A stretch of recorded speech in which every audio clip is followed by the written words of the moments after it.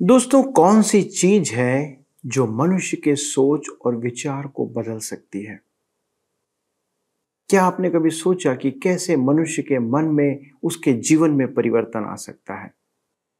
संसार में एक चीज है जो कि आपके मन को बदल सकती है, वो है परमेश्वर का वचन। परंतु ये वचन कैसे मनुष्य को परिवर्तित करता है और किस आधार पर ये वचन आपके जीवन में काम कर सकता है, ये एक बहुत मुख्य बात है जो कि बाइबल हमें सिखाती है। और यदि आप जानना चाहते हैं कि जो वचन हमारे जीवन को बदलता है, हमारे विचारों में काम करता है, वो कैसे काम करता है, तो इस बात को जानने के लिए आपको इस अध्ययन में शामिल होना होगा। और मैं आपको इस अध्ययन में आमंत्रित करता हूं कि आप इसके द्वारा इन बातों को और इन भेदों को सीखें। आइए हमारे साथ इस अध्ययन में शामिल हो जाइए।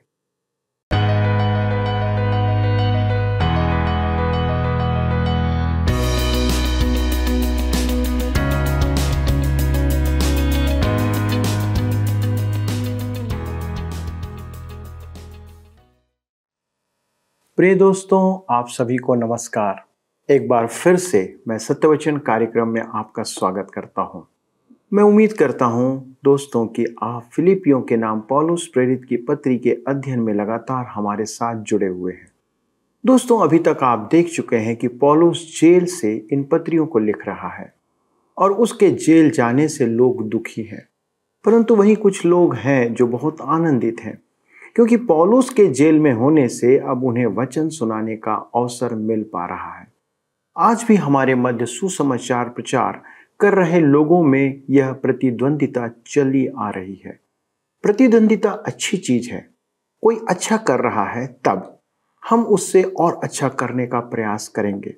उद्देश्य यह हो तो बहुत अच्छी बात है, पर उस व्यक्ति या संस्था के विषय में अनर्गल बातें करना शोभा नहीं देता। दोस्तों, वचन कोई भी प्रचार करे, पास्टर या प्रचारक कैसा भी हो, चाहे वह अच्छा व्यक्ति नहीं भी हो, अपने जीवन के क्षेत्र में उसने 100 बुराइयां क्यों ना की हों, दोस्तों यह ध्यान रखें कि परमेश्वर अपने वचन को महत्व देता है, ना कि कौन उसे प्रचार कर रहा है।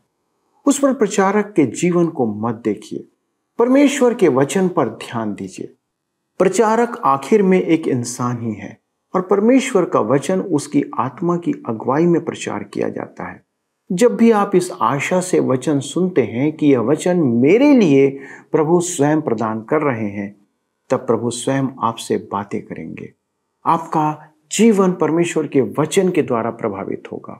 व्यक्ति की कमजोरियों पर ध्यान मत दीजिए, वचन को मजबूती से थाम लीजिए। जब हम स्वयं पापी हैं तो प्रचारक भी तो एक पापी मनुष्य है, क्योंकि वचन में लिखा है कि कोई भी धर्मी नहीं, एक भी नहीं, इसलिए कि सब ने पाप किया। जब वचन सुनने को मिले तो अपनी सांसारिक आंखों को बंद करके अपनी आत्मिक आंखों से परमेश्वर के स्वरूप अर्थात वचन का दर्शन करें। प्रचारक को अपना जवाब स्वयं देना होगा, इसलिए उसके कारण कलीसिया से अलग होना अनुचित प्रतीत होता है। आइए दोस्तों, आज के अध्ययन को आरंभ करें और सीखें कि परमेश्वर का वचन हमें आज क्या सिखाना चाहता है। मित्रों, पिछले अध्ययन में हमने देखा था कि पौलुस के बंदी बनाए जाने से सुसमाचार में रुकावट नहीं परंतु बढ़ती ही हुई। सिर्फ यही नहीं, पौलुस के बंदी बनने से सुसमाचार राजमहल में पहुंचा, परंतु इसके साथ कुछ और भी हुआ। तो आज हम अपने अध्ययन में आगे बढ़ते हुए फिलिपियों की पत्री 1 अध्याय उसके 14 पद को पढ़ें। यहां पर इस प्रकार से लिखा है, और प्रभु में जो भाई हैं उनमें से अधिकांश मेरे कैद होने के कारण या बांधकर परमेश्वर का वचन निधड़क सुनाने का और भी साहस करते हैं। ध्यान दीजिएगा, आरंभिक कलीसिया में अनेक विश्वासी मसीह के लिए गवाही देने बाहर जाना चाहते थे, परंतु पौलुस की बात सुनकर उन्होंने सोचा होगा, मैं प्रभु यीशु की गवाही तो देना चाहता हूं, परंतु पौलुस के जैसे शब्दों का उपयोग नहीं कर सकता। मेरे मित्रों, जब तक पौलुस सुसमाचार प्रचार कर रहा था, तब तक अन्य विश्वासी अपने आप को अयोग्य समझते रहे, अपर्याप्त समझते रहे, असमर्थ समझते रहे। वे पौलुस को ही एकमात्र प्रभावी गवाह मानते थे। परंतु एक दिन रोमी साम्राज्य में कलीसियाओं ने सुना पौलुस बंदी गृह में है, तो कलीसियाओं में अनेक विश्वासी कहने लगे, पौलुस बंदी गृह में है, अब वह प्रचार नहीं कर सकता, तो क्यों ना मैं प्रचार करूं। और अनेकों ने सुसमाचार सुनाना आरंभ कर दिया। मुझे पूरा विश्वास है कि सैकड़ों ही नहीं, हजारों मनुष्य सड़क पर निकल आए होंगे और घर घर सुसमाचार सुनाने लगे होंगे।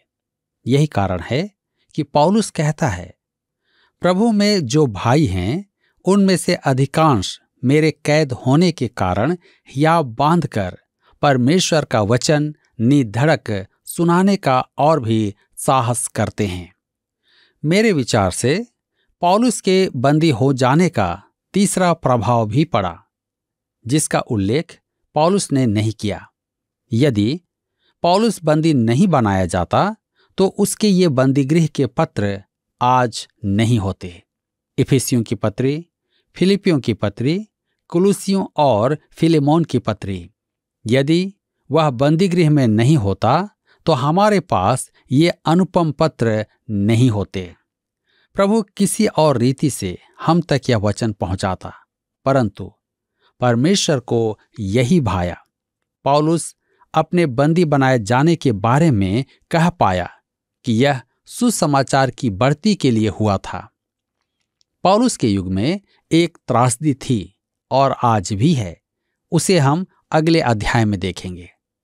आइए इस समय पढ़ें फिलिपियों की पत्री 1 अध्याय उसके 15 पद। लिखा है, कुछ तो डाह और झगड़े के कारण मसीह का प्रचार करते हैं और कुछ भली इच्छा से।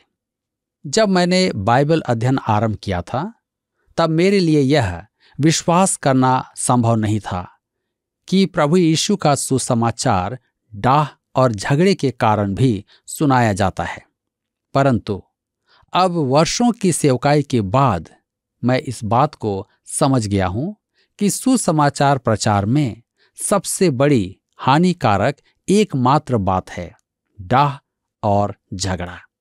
इस पत्री में पौलुस कई बार डाह और झगड़े का उल्लेख करता है। उस समय कई जन ऐसा प्रचार करते थे, पौलुस से डाह रखकर। उन्हें पौलुस के बराबर परिणाम प्राप्त नहीं हो रहे थे, अतः वे मन ही मन पौलुस से बैर रखते थे। मेरे प्रियो, विश्वासियों में डाह का समाधान है कि उन्हें यह बोध हो कि उन्हें वरदान प्राप्त हैं और हर एक को एक ही वरदान प्राप्त नहीं है। जिसके पास एक वरदान है वह दूसरे के भिन्न वरदान से बैर रखता है। आपको स्मरण रखना है कि पौलुस का निर्देश यह है कि हमें अपने वरदान का उपयोग प्रेम में करना है। मेरे मित्रों, यदि आप अपने वरदान का उपयोग प्रेम में करेंगे तो आप किसी अन्य भाई के वरदान से कभी बैर नहीं रखेंगे। अतः कुरिन्थ की कलीसिया को लिखे पहले पत्र में पौलुस कहता है 13 अध्याय उसके 4 पद में, प्रेम डाह नहीं करता, प्रेम अपनी बड़ाई नहीं करता और फूलता नहीं। डाह कहता है मैं तुझे कुछ नहीं मानता, और घमंड कहता है तू मुझे क्या समझता है। डाह और घमंड में यह अंतर है और विश्वासी को इन दोनों ही के विरुद्ध चेतावनी दी गई है। पौलुस ने कुरिन्थ की कलीसिया को इस विषय में कठोरता से लिखा था। पहला कुरिन्थियों की पत्री 4 अध्याय उसके 7 पद में, तुम में और दूसरों में कौन भेद करता है, और तेरे पास क्या है जो तूने दूसरे से नहीं पाया, और जबकि तूने दूसरे से पाया है तो ऐसा घमंड क्यों करता है कि मानो नहीं पाया। आइए हम देखें झगड़ा। झगड़ा एक रोचक शब्द है। यूनानी भाषा में यह दुष्ट आत्माओं के संबंध में उपयोग किया जाता था, क्योंकि वे एक दूसरे को परस्पर झगड़े के लिए विवश करती थी। डाह और झगड़े कलीसिया को हानि पहुंचाते हैं। जी हां, शराब और नशा कलीसिया के बाहर है, पर डाह एवं झगड़े के स्वरूप कलीसिया को भीतर से हानि पहुंचाते हैं। परंतु यहां एक बात पर ध्यान दें कि कुछ लोग सद्भाव से सुसमाचार प्रचार करते हैं। फिलिपियों की पत्री 1 अध्याय उसके 16 पद में लिखा हुआ है, कई एक तो यह जानकर कि मैं सुसमाचार के लिए उत्तर देने को ठहराया गया हूं, प्रेम से प्रचार करते हैं। उनका प्रचार निष्ठा से पूर्ण नहीं था। वे पौलुस को छोटा दिखाने के लिए प्रचार करते थे। वे पौलुस से डाह करते थे, परंतु मुंह से नहीं कह पाते थे। अब वह बंदी गृह में था और अपने बचाव में कुछ नहीं कह सकता था, और ये लोग प्रचार के द्वारा पौलुस की बुराई कर रहे थे। तब हम फिलिपियों की पत्री 1 के 17 पद में पढ़ते हैं, और कई एक तो सिधाई से नहीं पर विरोध से मसीह की कथा सुनाते हैं, यह सोचकर कि मेरी कैद में मेरे लिए क्लेश उत्पन्न करें। ऐसे 2 समूह थे। उनके प्रति पौलुस का दृष्टिकोण क्या है? फिलिपियों की पत्री 1 अध्याय के 18 पद में लिखा है, तो क्या हुआ? केवल यह कि हर प्रकार से, चाहे बहाने से चाहे सच्चाई से, मसीह की कथा सुनाई जाती है, और मैं इससे आनंदित हूं और आनंदित रहूंगा भी। पौलुस के लिए मुख्य बात थी प्रभु यीशु का प्रचार करना, चाहे वह दिखावा हो या मन की सच्चाई।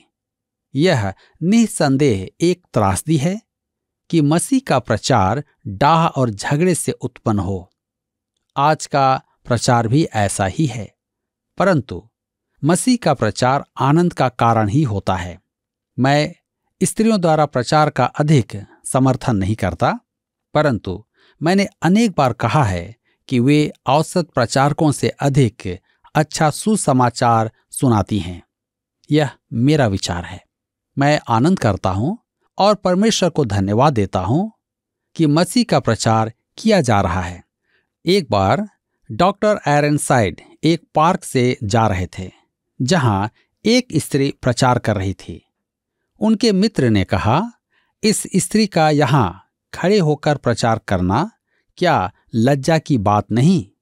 डॉक्टर आयरनसाइड ने कहा, लज्जा की बात तो यह है कि इसके स्थान पर कोई पुरुष नहीं है। समस्या यही है, परंतु परमेश्वर का धन्यवाद हो कि मसीह का प्रचार किया जा रहा है। यही महत्वपूर्ण है। जबकि परमेश्वर का वचन सुनाया जाता है, हमें आनंद करना है। इस समय अनेक जन आवासीय बाइबल कक्षाओं के बारे में चिंतित हैं। मैं उनसे बहुत आनंदित हूं। मैं मानता हूं कि वे मार्ग से भटक जाते हैं, परंतु क्या आराधनाओं में प्रचारक मार्ग से नहीं भटकते? हमें आनंद करना है कि परमेश्वर का वचन लोगों तक पहुंच रहा है, अर्थात प्रचार किया जा रहा है। परमेश्वर अपने वचन को सम्मान देता है, प्रचारक और किसी संस्था को नहीं। अतः यदि वचन अनिष्ठा से भी प्रचार किया जाए, आत्माएं बचाई जाएंगी। हमें इस सत्य का बोध होना आवश्यक है। परमेश्वर का आत्मा ही आशीष देता है और वह वचन के प्रचार पर ही आशीष देता है। हम फिलिपियों की पत्री 1 अध्याय उसके 19 पद में आगे पढ़ते हैं, क्योंकि मैं जानता हूं कि तुम्हारी विनती के द्वारा और यीशु मसीह की आत्मा के दान के द्वारा इसका प्रतिफल मेरा उद्धार होगा।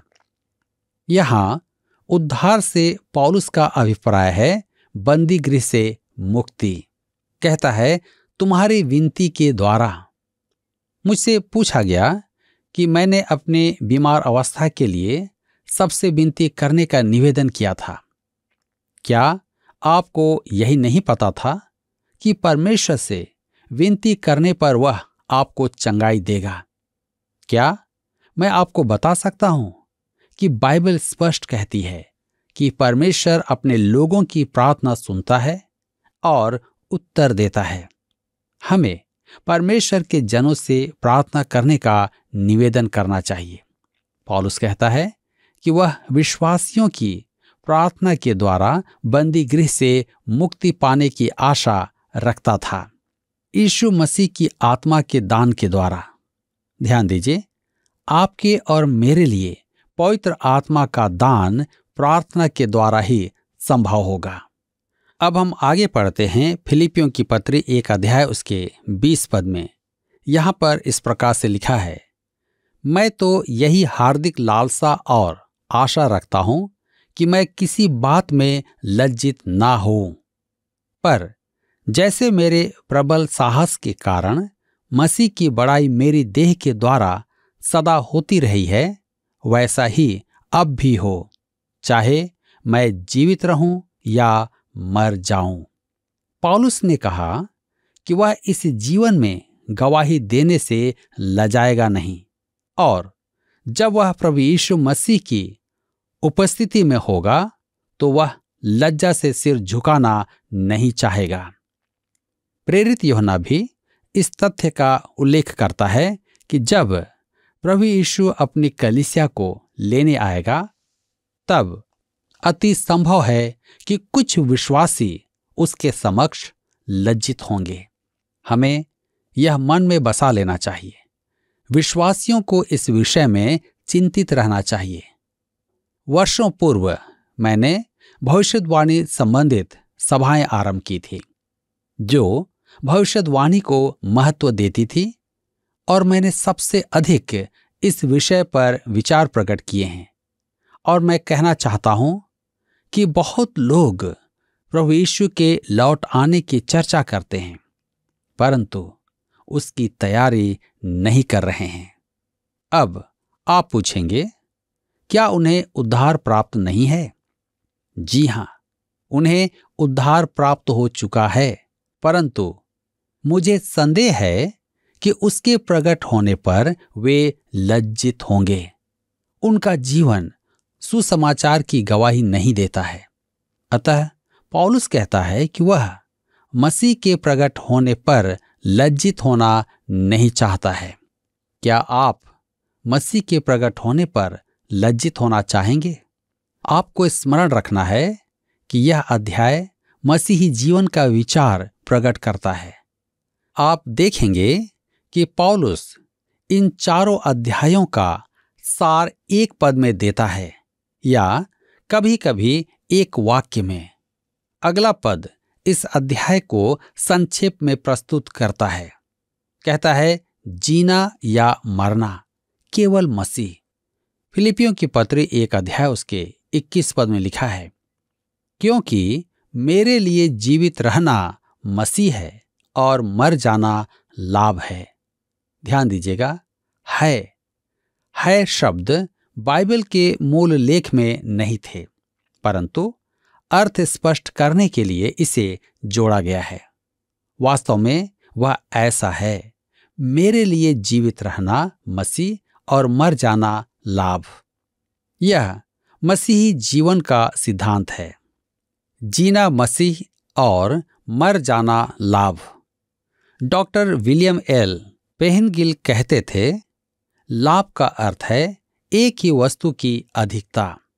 यदि जीवित रहना मसीह है तो मरना मसीह की अधिकता है। इसका अर्थ है उसके साथ रहने के लिए यहां से प्रस्थान करना। यद्यपि मुझे इस निष्कर्ष पर आने में बहुत समय लगा, परंतु मुझे पूरा विश्वास है कि मसीह होने के कारण सबसे अधिक महत्वपूर्ण बात है मेरे जीवन में मसीह की वास्तविकता। यह आज अधिक माननीय नहीं है। आज हम समर्पण, प्रभु की सेवा या यह उस सेवा की चर्चा करते हैं, परंतु सबसे महत्वपूर्ण बात यह है उसकी संगति में रहना, कि तुम्हारा आनंद पूरा हो। इस प्रकार हम प्रभावशाली गवाह होंगे। समस्या तो यह है कि अधिकांश जन परिणाम चाहते हैं, परंतु साधन को ध्यान में नहीं रखते। इस स्थिति में साधन प्रभु यीशु की संगति है। अन्य सब बातें प्रभु यीशु की संगति का फल हैं। मेरे लिए जीवित रहना मसीह है और मर जाना उसके पास जाकर रहना है। मेरे मित्रों, अब हम समझते हैं कि पौलुस आलोचनाओं से परेशान क्यों नहीं होता था। आप उस मनुष्य को हानि नहीं पहुंचा सकते जो मसीह यीशु की संगति में रहता है। ऐसे मनुष्य की कोई क्या हानि कर सकता है। मेरे लिए जीवित रहना मसीह और मर जाना लाभ। यह जीवित रहने का सर्वोच्च स्तर है। काश मैं कह पाता कि मैं उस स्तर पर पहुंच गया हूं, मैं उस मार्ग पर हूं, परंतु अभी पहुंचा नहीं हूं। यह मेरा लक्ष्य है। यह कैसा महिमाशाली है। मेरे मित्रों, आज मैं आपसे भी पूछना चाहता हूं, क्या आप नहीं चाहते कि आपके मुख से भी यही बात निकले, मेरे लिए जीवित रहना मसीह और मर जाना लाभ है? क्या आप नहीं चाहेंगे कि आप परमेश्वर की संगति में बने रहें? आज आपके पास भी अवसर है कि आप अपने जीवन को जांचें और एक सही निर्णय लें। प्रभु आप सबको आज की इस वचन के द्वारा आशीष दे। दोस्तों, सच में ये कितनी अद्भुत बात है और कितना अद्भुत वचन है कि परमेश्वर का जीवित और सनातन वचन गांठ गांठ और गूदे गूदे को भेद देता है। जब भी हम अपने मसीही जीवन को देखते हैं तो यह ध्यान रखें कि वचन हमें एक ही टीस से भर रहा है या नहीं। जब हम गलत होते हैं तब वचन हमें अंदर अपनी आत्मा में बता देता है कि हाँ, यहाँ पर हम गलत हैं, और हमें वचन को यह अवसर देना होगा कि जैसा वचन हमें बता रहा है उस जगह हमें अपने आप को सुधारने की आवश्यकता है। तभी हम वचन की सिद्धता में बढ़ते रहेंगे। जिस प्रकार एक बच्चा एक कक्षा को पास कर दूसरी कक्षा में पहुंचता है, फिर परीक्षा पास कर अगली कक्षा में, इसी प्रकार विश्वासी जीवन भी होता है। हमें खुद को शनय शनय मसीह में सिद्ध होते जाना है, और यह काम आपके अंदर तभी का होगा जब आप उसे अपने अंदर काम करने देंगे, जब आप वचन को अपने जीवन में काम करने देंगे। यकीन मानिए दोस्तों, अपने आप को बदलना सरल कार्य नहीं है, परंतु जब वचन को मानकर आप समर्पण करेंगे तब एक अद्भुत आश्चर्य कर्म अपने स्वयं के अंदर आप देखने पाएंगे। जब आपके जीवन पर खुद आपको आश्चर्य होगा कि मैं कितना पापी था, प्रभु ने मुझे बदल दिया है, मुझे सुधारा है, तब यह गवाही आपकी एक गवाही बन जाएगी। वचन में ध्यान लगाएं, फिर आपको वो सुकून व आनंद स्वयं प्रदान या प्राप्त हो जाएगा। दोस्तों, अपने आप को वचन के लिए समर्पित करें।